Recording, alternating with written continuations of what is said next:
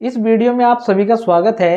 आज हम कक्षा 6 में पूर्णांक के विषय में पढ़ेंगे। बच्चों, आप सब प्राकृतिक संख्याओं के बारे में पढ़ चुके हैं। प्राकृतिक संख्याएं क्या होती हैं? जो हमारी गिनती की संख्याएं होती हैं उनको हम प्राकृतिक संख्या कहते हैं। वो 1 से शुरू होती हैं, 1 2 3 4 5 और आगे तक जितनी भी संख्याएं आप लिख सकते हो। ठीक है। अगर इन प्राकृतिक संख्याओं में हम शून्य को भी सम्मिलित कर देते हैं तो हमें पूर्ण संख्याएं प्राप्त हो जाती हैं। ये आप सब जानते हैं। अब बात आती है पूर्णांक की। हमें पूर्णांक की आवश्यकता क्यों पड़ी? ठीक है, हमारा काम इन दोनों संख्याओं से या इन दोनों प्रकार की संख्याओं से क्यों नहीं चला और हमें पूर्णांक की आवश्यकता क्यों पड़ी? आइए कुछ उदाहरण देखते हैं। जैसे अगर हमने ये संख्या रेखा बनाई है, इस पे इधर है 1 2 3 4 5 और इधर है शून्य से इधर -1 -2 -3 -4 और -5। एक लड़का है, मान लीजिए उसका नाम है हरि। वो यहाँ से चलना प्रारंभ करता है और यहाँ 5 पर पहुँच जाता है या 5 कदम चलता है। ठीक है। और दूसरा लड़का यहाँ से बाईं ओर 5 कदम चलता है। क्या हम दोनों को 5 लिख सकते हैं? क्योंकि वो दोनों विपरीत दिशा में चल रहे हैं।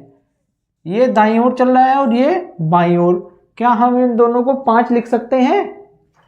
ऐसे ही यहाँ पर देखिए, इसको हमने नाम दे दिया चले मोहन। ठीक है। अब ये जो हरि है ये भूतल से सीढ़ी पर ऊपर की ओर चढ़ता है। ये 5 कदम ऊपर की ओर चढ़ता है और मोहन 5 कदम नीचे की ओर उतरता है। ठीक है, ये ऊपर चढ़ रहा है। तो क्या हम इन दोनों को 5 लिख सकते हैं? ठीक है। एक और देखिए, आप किसी को 100 रुपये उधार देते हैं और कोई आपसे 100 रुपये उधार लेता है, तो क्या इन दोनों को हम 100 लिख सकते हैं? इसके लिए पूर्णांक आया है। अब एक और उदाहरण मैं आपको देता हूं। अगर छोटे पूर्णांक में से एक बड़ा पूर्णांक हमें घटाना है तो हम इसको कैसे लिखेंगे, ये हमें समझना है। ठीक है। देखिए बच्चों, इसमें होता क्या है, जैसे यहाँ पे ये 5 कदम दाईं ओर चला है शून्य से, तो इसको हम लिखेंगे +5। ठीक है। और मोहन 5 कदम बाईं ओर चला है शून्य से, तो इसको लिख देंगे -5। ठीक है। यहाँ पे भी ये 5 कदम ऊपर चला है भूतल से, तो +5। ये भूतल से 5 कदम नीचे ओर चला है या नीचे की ओर उतरा है, तो उसको हम लिख देंगे -5। ठीक है। इसको मैं संख्या रेखा के माध्यम से दिखाऊंगा। पूर्णांक होता क्या है? पूर्णांक, तो ये पूर्णांक जो होता है हमारा, इसके 3 भाग होते हैं। इसमें एक तो होता है ऋण पूर्णांक, एक होता है शून्य पूर्णांक और एक भाग है इसका धन पूर्णांक। चलिए सबसे पहले धन पूर्णांक लिखते हैं। कहता है 1 2 3 4 5। ठीक है। ऐसे शून्य पूर्णांक हो गया 0। ठीक। और जितने हमारे धन पूर्णांक हैं इनके संगत विपरीत पूर्णांक होते हैं। जैसे -1 -2 -3 -4। ठीक है। प्रत्येक धन पूर्णांक के संगत विपरीत पूर्णांक होता है, यानी इसका चिन्ह तो होता है प्लस धन पूर्णांक का और ऋण पूर्णांक का चिन्ह होता है माइनस। तो अब आप देखिए कि पूर्णांक होता क्या है। देखिए, जैसे शून्य से इधर हम एक प्रकार से हमने पूर्ण संख्याएं लिख दी। ठीक है। अब शून्य से बाईं ओर हम जो हमारे धनात्मक पूर्णांक दिए गए हैं इसमें, इसके संगत ऋणात्मक पूर्णांक लिखेंगे और ये सब मिल करके हमें पूर्णांक कहेंगे। इन सबको मिला करके हम क्या कहेंगे? पूर्णांक। ठीक है। अब आप देखेंगे कि प्रत्येक पूर्णांक के संगत उसका विपरीत पूर्णांक होता है। ठीक है, जिसको योगात्मक प्रतिलोम भी बोलते हैं। जैसे 1 के संगत -1। केवल शून्य ही ऐसा एक पूर्णांक है जिसका कोई योगात्मक प्रतिलोम या विपरीत पूर्णांक नहीं होता है। अब बात आ रही थी कि अगर हमने किसी को 100 रुपये उधार दिए और जिसने हमारे से 100 रुपये उधार लिए, क्या उनको हम केवल 100 लिखेंगे?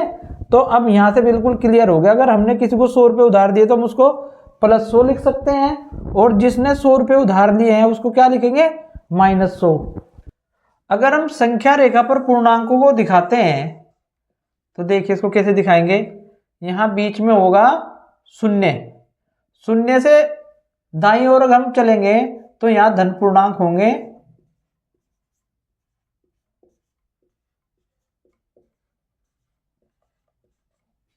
और 0 से बाईं ओर होंगे ऋण पूर्णांक।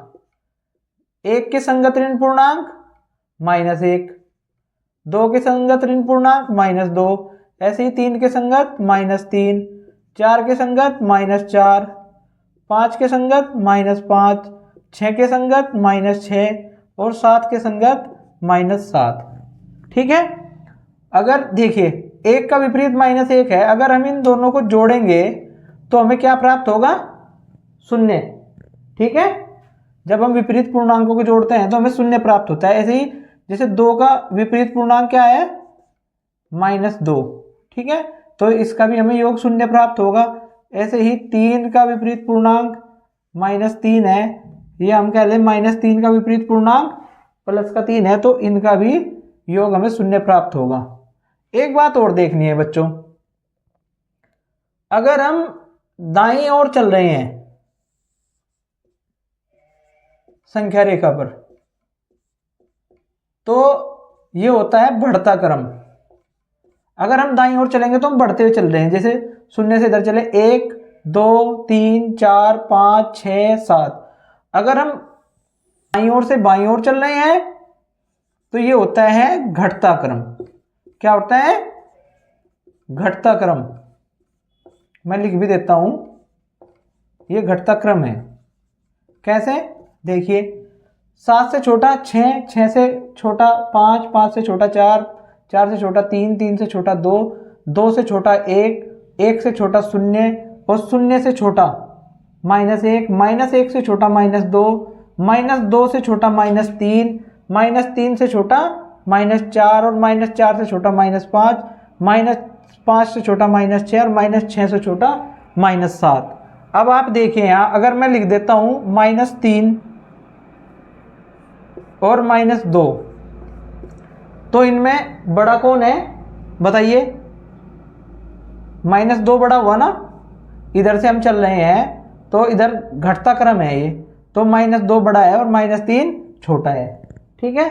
अगर मैं लिखता हूं 5 और 3, अब देखिए 5 और 3 में इधर बढ़ता क्रम है ना, तो पहले कौन सा आया, 3 पहले आया और 5 बाद में, तो 5 बड़ा हो गया। एक और देख लो, अगर 0 और -3 है तो इसमें कौन बड़ा है। अब देखिए इधर पहले कौन आया, 0, 0 से 1 कम -1, 0 से 2 कम -2, 0 से 3 कम -3, यानी ये सब 0 से छोटे हैं। तो 0 जो होता है प्रत्येक ऋण पूर्णांक से बड़ा होता है। अब बारी आ गई आपके सवाल की कि 2 से अगर हमें 5 को घटाना है, इन पूर्णांकों को घटाना है, कैसे घटाएंगे। इसके लिए हम क्या करते हैं, चलिए इसको मैं ऐसे लिख लेता हूँ, +2 और इसमें ऐसे लिख दिया। बात तो एक ही है भाई, प्लस माइनस माइनस। अब इसको समझने के लिए आपको मैं एक उदाहरण देता हूं। ठीक है, जो हमारे प्लस के पूर्णांक हैं उसको मैं दिखा देता हूं रेड द्वारा। ठीक है, हमारे पास ये गिट्टी है मान लिया लाल, इसको प्लस से दिखा दिया। अब माइनस की कितनी गिट्टी है हमारे पास, 5, इसको मैंने दिखा दिया ब्लैक गिट्टी से, 3 4 5। अब आपको ये बात समझनी है कि जब एक ये लाल वाली गिट्टी और एक काली वाली गिट्टी मिलेगी तो वो शून्य हो जाएगी। समझिए ध्यान से, एक लाल और एक काली, देखिए दोनों मिलके शून्य हो गए, दोनों मिलके शून्य हो गए। अब ये जो काली गिट्टी बची है हमारी कितनी, 3, और काली गिट्टी हमने किसके लिए ली थी, माइनस के लिए, तो इसका आंसर क्या आ गया, -3। समझ में आ गई बात। ठीक है, यानी अब इसको आप गणित की भाषा में समझिए, ये +2 है और ये हमारे पास में -5 है, इसमें से -2 दोनों विपरीत हो जाएंगे ना, और बच गया -3। ये दोनों विपरीत पूर्णांक जब मिलते हैं माइनस प्लस का 2 और माइनस का 2 मिलकर क्या हो जाते हैं, मैंने यहाँ पे बताया था 0 हो गया ना, और बचेगा क्या, माइनस का 3। ये हमारा आंसर आ गया -3। समझ में आ गई बात। मैंने एक आपको उदाहरण दिया था कि जब हम दाईं ओर चलेंगे, शून्य से दाईं ओर प्लस पूर्णांक प्राप्त होंगे, शून्य से बाईं ओर माइनस के पूर्णांक प्राप्त होंगे। धरातल से या भूतल से अगर हम ऊपर चलेंगे तो हमें प्लस के पूर्णांक प्राप्त होंगे, भूतल से नीचे चलेंगे तो माइनस के पूर्णांक प्राप्त होंगे। ठीक है, पूर्णांक का चिन्ह बताना है हमें। देखिए, अगर हम पूरब दिशा में चल रहे हैं कितने भी मात्रक, तो वो होगा प्लस, यानी पूरब ईस्ट में चल रहे हैं तो वो प्लस यानी धन पूर्णांक होगा। अगर हम वेस्ट में चल रहे हैं पश्चिम में तो ऋण पूर्णांक होगा। जितने भी पूर्णांक चलेंगे उतने ही हम उसका चिन्ह देंगे ऋण। ठीक है, ऋण पूर्णांक। हम उत्तर दिशा में चल रहे हैं तो धन पूर्णांक, और अगर दक्षिण यानी साउथ में चल रहे हैं तो ऋण पूर्णांक। ठीक है, शून्य से अगर ऊपर है तो धन पूर्णांक, और शून्य से कम या शून्य से नीचे है, जैसे हम तापमान की गणना करते हैं कि आज का तापमान शून्य से 4 डिग्री कम है तो वो होगा -4। ठीक है, और शून्य से ऊपर है तो वो प्लस का जितना भी होगा। ठीक है, पूर्णांक के विपरीत तो आप लिख लोगे, जैसे माइनस ये प्लस का 6 है, इसके विपरीत पूर्णांक क्या होगा, माइनस का 6। अब प्लस का 7 है, इसका विपरीत पूर्णांक माइनस का 7। माइनस का 2 है, इसका विपरीत पूर्णांक क्या होगा, प्लस का 2, यानी ये ऋण पूर्णांक है और ये धन है। तो प्रत्येक धन का विपरीत पूर्णांक ऋण होता है। ठीक है, आपको पता हो गया।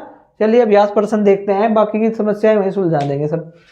पहला सवाल है बच्चों, एक सारणी दी गई है जिसमें हमें रिक्त स्थान की पूर्ति करनी है। ठीक है, आइए इसको देखते हैं।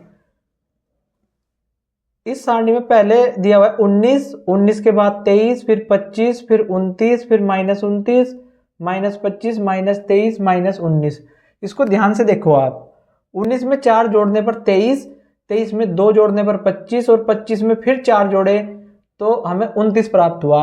अब 29 के बाद इसके माइनस यानी इसका विपरीत पूर्णांक -29, फिर 25 का विपरीत -25, फिर 23 का विपरीत -23, और 19 का विपरीत -19। ठीक है, यहाँ भी ऐसे ही 7 में 4 जोड़ने पर 11, 11 में 2 जोड़े तो 13 है, और 13 में फिर 4 जोड़ दिए 17, और उसके बाद उसके विपरीत पूर्णांक 17 का विपरीत -17, और उसके बाद फिर 13 का विपरीत -13 आएगा ना यहाँ पे, 11 का विपरीत -11 और 7 का विपरीत -7। तो हमारा आंसर क्या आ गया, सेकंड, यानी -13। आपकी समझ में आ गया। अब नीचे देखते हैं भाई, -7 और ये 25 और यहाँ पे प्लस का 7 यानी 7 दिया हुआ है, तो -25, -13, 31, 13 और -31। पैटर्न समझिए, -7 है ना, उसके बाद एक स्टेप छोड़कर हमें इसका विपरीत मिल रहा है प्लस के साथ। 25 के बाद एक स्टेप छोड़ के 25 का विपरीत -25। ये पूरी होगी एक बात यहाँ पे। अब अगला देखिए, -13, इसके बाद एक स्टेप छोड़कर +13। ऐसे ही 31 के बाद एक स्टेप छोड़कर 31 का विपरीत -31। ऐसे ही करेंगे नीचे भी। 5 के बाद एक स्टेप छोड़कर 5 का विपरीत -5, -8 का विपरीत यानी एक स्टेप छोड़कर 8। ये बात होगी यहाँ तक पूरी। अब ये अगला पैटर्न है, यानी 11 के बाद एक स्टेप छोड़ के -11, तो यहाँ पे देखिए -14 है ना, एक स्टेप छोड़कर क्या आ जाएगा, +14 है ना, इसका विपरीत आ जाएगा। तो विकल्प थर्ड यानी 14 सही है। सवाल नंबर 3 है, निम्नलिखित को पूर्णांक के रूप में लिखिए। पूरब को धन तथा समुद्र तल से ऊंचाई को धन दिशा मानिए। ठीक है, ये तो हमें पता ही है। अब देखिए, शून्य से नीचे 4 डिग्री सेल्सियस का तापमान होगा, तो शून्य से नीचे के लिए क्या लगाएंगे हम, माइनस, तो इसको लिख देंगे -4 डिग्री सेल्सियस। भाई शून्य से नीचे माइनस होता है और शून्य से अगर ऊपर है तो वो क्या होता है, प्लस। 7 कदम पूरब, पूरब में हमने बताया था अभी कि पूरब में होगा तो हम प्लस लगाएंगे, प्लस के 7 कदम। ठीक है, ₹3.28 की हानि, तो हानि के लिए क्या लगाते हैं, -3.28। इससे अगला सवाल है, 18 मीटर पश्चिम का विस्थापन। तो हमने क्या बताया था, पूर्व में धन होता है और पश्चिम में ऋण, तो यहाँ पे माइनस लग जाएगा, माइनस के 18 मीटर। ऐसे ही समुद्र तल से 1000 मीटर की ऊंचाई, तो जब समुद्र तल से ऊंचाई लेते हैं तो वो प्लस होती है, और समुद्र तल से गहराई लेते हैं तो वो माइनस होती है। तो ये हो जाएगी प्लस का 1000 मीटर। ठीक है बच्चों, समझ में आ गया ना। सवाल नंबर 4 है, निम्नलिखित पूर्णांकों के योगात्मक प्रतिलोम लिखिए। योगात्मक प्रतिलोम का मतलब है इनके विपरीत पूर्णांक लिखने हैं। जिसे +9 का योगात्मक प्रतिलोम क्या होगा, -9, और -21 का प्लस का 21। आप प्लस लिखिए या आप डायरेक्ट 21 भी लिख सकते हैं, ठीक है, वो प्लस ही गिना जाएगा। प्लस का 39, इसका विपरीत क्या होगा भाई, माइनस का 39, और -41 का योगात्मक प्रतिलोम प्लस का 41, और +91 का योगात्मक प्रतिलोम या विपरीत पूर्णांक -91। ठीक है, यह संख्या रेखा खींचिए, उस पर निम्नांकित पूर्णांकों को प्रदर्शित कीजिए। इसमें क्या है, +4, तो +4 को दिखाना है भाई। आप एक संख्या रेखा खींच लीजिए, यहाँ बीच में कहीं शून्य पूर्णांक ले लेंगे और इधर धन पूर्णांक, क्योंकि हमें +4 दिखाना है ना। तो ये प्लस का 1, प्लस का 2, प्लस का 3 और प्लस का 4। यहाँ से शून्य पूर्णांक से शुरू करेंगे और ऐसे लाइन खींच देंगे, ये हो गया प्लस का 4। ठीक है, ये प्रदर्शित कर दिया हमने। अब हमें -9 दिखाना है, तो संख्या रेखा खींचेंगे ऐसे ही, और बीच में ले लेंगे यहाँ पे कहीं शून्य, ये -1, -2। अब क्या करेंगे हम, शून्य से बाईं ओर चलना है हमें, -3, -4, -5, -6, -7, -8 और -9। यहाँ शून्य से शुरू करिए और ऐसे एक लाइन खींच देंगे, ये हो गया -9। ठीक है, ऐसे ही प्लस के साथ दिखाना है, तो इसके लिए भी संख्या रेखा खींचेंगे और शून्य से हम दाईं ओर चलेंगे। प्लस का 1, प्लस का 2, प्लस का 3, प्लस लिख दीजिए चाहे ना लिखिए, प्लस ही है इधर। ठीक है, प्लस का 4, प्लस का 5, प्लस का 6 और प्लस का 7। अब यहाँ शून्य से शुरू करके यहाँ 7 तक, और यहाँ पे एक थोड़ी सी तिरछी लाइन खींच देते हैं, ये प्लस का 7 हो जाता है। ठीक है, ऐसे ही -3 दिखाएंगे, शून्य से शुरू करेंगे और बाईं ओर चलेंगे, -1, -2, -3, और इसको ऐसे -3 दिखा दिया, ये हो गया -3। -6 दिखाना है, सेम तरीका है यही, -1, -2, -3, -4, -5 और -6। यहाँ से हम लाइन खींचेंगे ये, और यहाँ आगे हल्का सा तिरछा कर देंगे, ये -6 हो गया। ठीक है भाई। सवाल नंबर 6 है, पूर्णांकों को ऊर्ध्वाधर संख्या रेखा पर भी दिखा सकते हैं।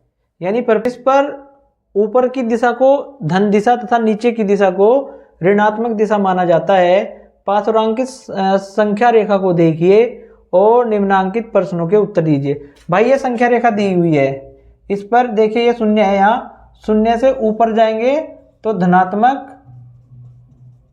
और शून्य से अगर हम नीचे जाएंगे तो यहाँ पे क्या होगा, ऋणात्मक। ठीक है,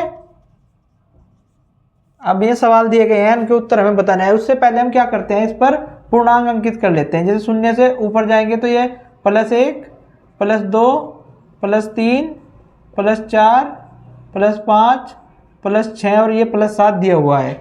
ऐसे ही नीचे लिख लेते हैं, ये -1 हो गया, -2, -3, -4, -5, -6 और -7। अब प्रश्न देखते हैं क्या है।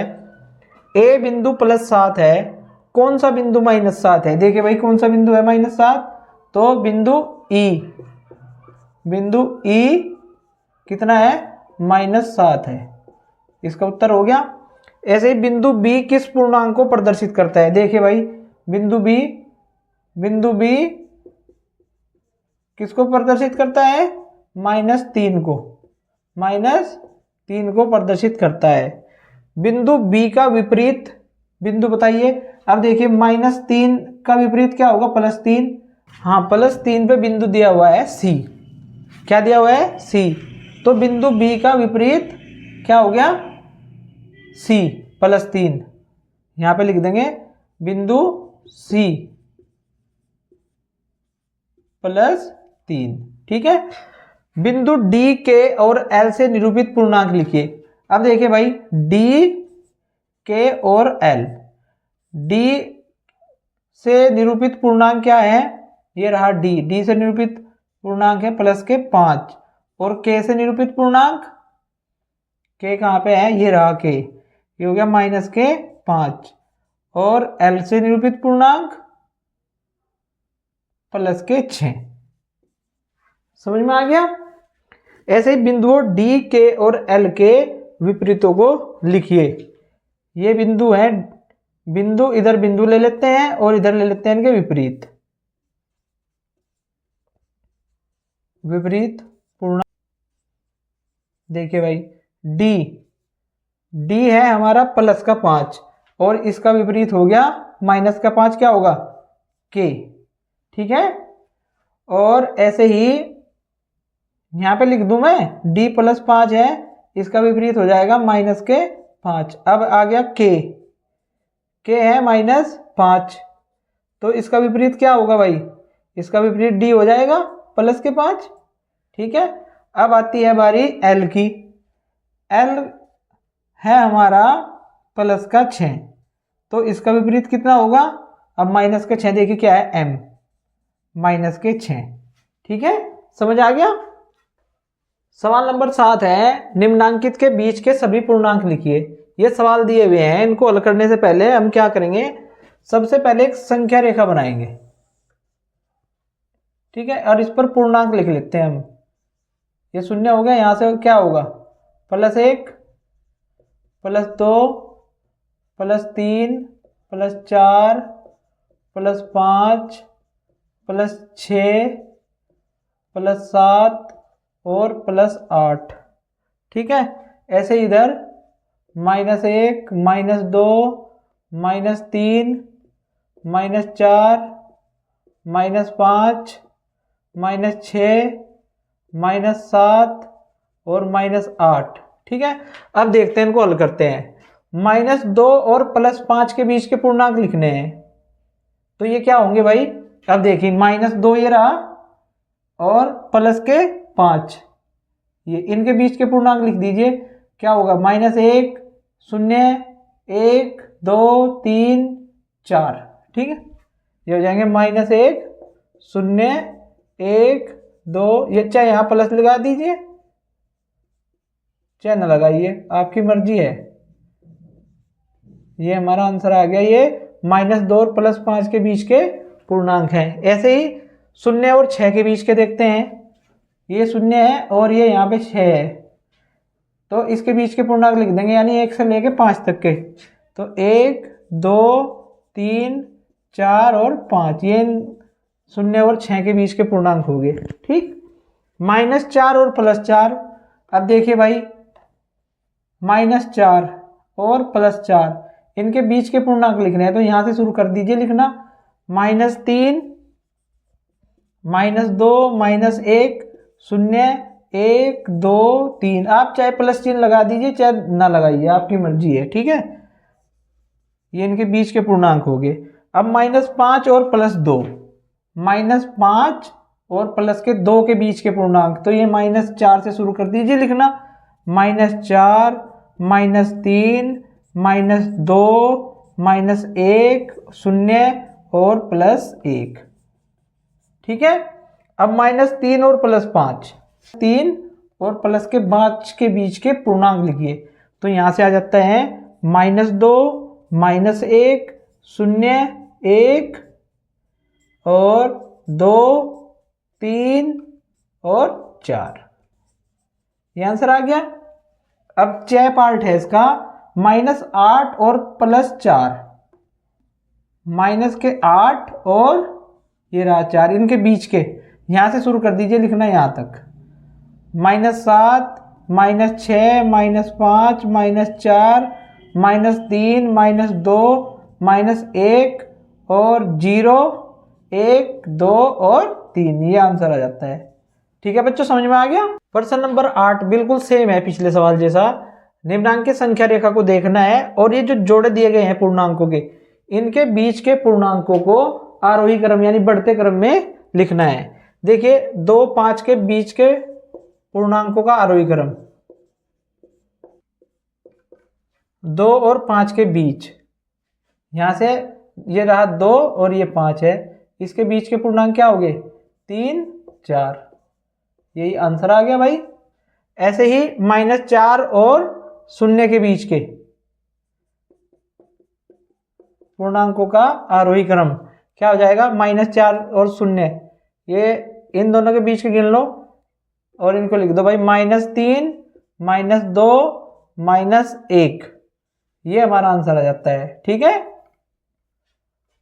अब 3 और 8 के बीच के पूर्णांकों का आरोही क्रम, 3 और 8, 3, ये 3 रहा और ये 8, इनके बीच के पूर्णांकों का आरोही क्रम यानी बढ़ते हुए क्रम में। जब हम बाईं ओर से दाईं ओर चलते हैं तो बढ़ता हुआ क्रम होता है ना, आपको पता है। तो हमें केवल क्या करना है, जो हमें पूर्णांक दिए गए हैं, जोड़ा दिया गया है, उसको सेलेक्ट करना है और पहले वाले पूर्णांक से दाईं ओर चलना है। ठीक है, अब देखिए 3 और 8 के बीच के पूर्णांकों के यानी दाईं ओर चलते हैं हम, 4 5 6 और 7, ये हमारा आंसर आ गया।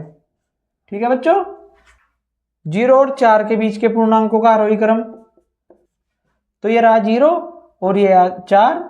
अब क्या करेंगे, 0 को छोड़ देंगे और 0 से आगे 4 से पहले तक, यानी ये रहा ना, यहां से शुरू करेंगे और दाईं ओर चल देंगे, 1 2 और 3।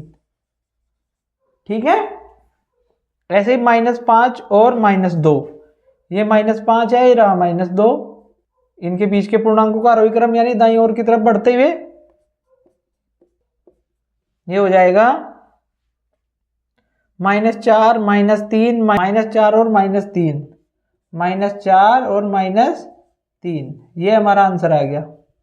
ठीक है, ऐसे ही -1 और 4, -1 और 4, तो ये 0 1 2 3,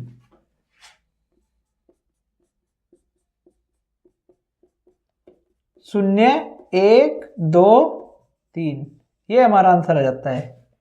ठीक है बच्चों, ये बढ़ता क्रम है। सवाल नंबर 9 है, निम्नलिखित के मान ज्ञात कीजिए। बच्चों देखिए ये पूर्णांक है -13 के दोनों ओर 2 लाइनें हैं, इन लाइनों को क्या बोलते हैं हम, मोड, यानी -13 का मोड या निरपेक्ष मान। ठीक है, तो इस निरपेक्ष मान का एक तरीका है बच्चों, जैसे निरपेक्ष मान के अंदर कोई पूर्णांक है जैसे -1, तो इसका हो जाता है -1, यानी ये आ जाता है माइनस प्लस का एक आता है। और अगर इसके अंदर कोई प्लस का पूर्णांक है तो उसका मान सीधे ही +1 आता है। कहने की बात यह है, अगर यहाँ पे चाहे कोई माइनस का पूर्णांक हो यानी ऋण पूर्णांक हो चाहे धन पूर्णांक हो, उसका मान हमेशा क्या होता है, धन पूर्णांक ही होता है। ठीक है, निरपेक्ष मान या मॉडुलस वैल्यू बोलते हैं इसको। देखिए -13 का निरपेक्ष मान तो आप लिख सकते हैं -13 और ये हो जाएगा हमारा 13, या आप इसको डायरेक्ट भी 13 लिख सकते हैं। ठीक है, जैसे 12 है, 12 का निरपेक्ष मान है तो ये 12 आ जाएगा। -37, ये निरपेक्ष मान कितना हो जाएगा, +37। ये मैंने समझाने के लिए आपको बता दिया कि होता कैसे है। ठीक है बच्चों, यहाँ पे 0 है, 0 का निरपेक्ष मान 0 ही होता है, और -47 का निरपेक्ष मान हो जाएगा +47। ठीक, और यह है 101 का निरपेक्ष मान यानी 101। समझ में आ गई बात। सवाल नंबर 10 है, अपने अभ्यास पुस्तिका में सत्य या असत्य कथन की पहचान कर लिखिए। सबसे छोटा पूर्णांक 0 है, जितने भी ऋण पूर्णांक होते हैं वो 0 से छोटे होते हैं, इसलिए सबसे छोटा पूर्णांक 0 है, तो ये कथन क्या हो गया, असत्य।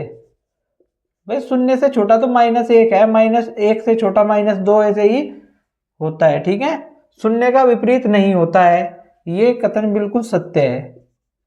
ठीक है, 0 का विपरीत नहीं होता। अब देखिए इसने बताया कि -17 बड़ा है -5 से, क्या ये सही है? नहीं है ना। जब हम शून्य से, देखिए अब हम शून्य से क्या है बाईं ओर चल रहे हैं, तो बाईं ओर चलने पे -4 हो गया, यहाँ पे कहीं -5 होगा, तब जाके इधर -17 आएगा। तो शून्य से जब हम बाईं ओर चलते हैं तो अब देखिए ये घटता क्रम है, शून्य से बाईं ओर चल रहे हैं ना, तो ये घटता क्रम है बच्चों। तो यहाँ से पहले -5 आएगा, इसका मतलब -5 से छोटा है -17, ठीक है ना। तो ये कथन हमारा क्या हो गया? असत्य। ऐसे ही एक धन पूर्णांक अपने योगात्मक प्रतिलोम से बड़ा होता है। देखिए कोई धन पूर्णांक है, मान लिया हमारा कोई धन पूर्णांक है प्लस के 7, तो इसका योगात्मक प्रतिलोम क्या होगा? -7। तो ये हमेशा क्या होगा? बड़ा होगा, यानी धन पूर्णांक हमेशा ऋण पूर्णांक से बड़ा होगा। ये कथन हो गया सत्य। अब देखिए भाई दूसरा है, एक ऋणात्मक पूर्णांक अपने योगात्मक प्रतिलोम से बड़ा होता है। तो क्या ये सही है? नहीं ना, क्योंकि ऋणात्मक पूर्णांक तो हमेशा अपने योगात्मक प्रतिलोम से छोटा होगा। तो ये कथन हो गया असत्य। शून्य एक पूर्णांक नहीं है, बिल्कुल असत्य है भाई। शून्य तो एक पूर्णांक है, हमने बताया था पूर्णांक के 3 भाग होते हैं, ऋण पूर्णांक, शून्य पूर्णांक और धन पूर्णांक। शून्य का योगात्मक प्रतिलोम शून्य है, ये बिल्कुल सत्य है, ठीक है। ये एक्सरसाइज समाप्त हो गई है। वीडियो देखने के लिए आप सभी का धन्यवाद।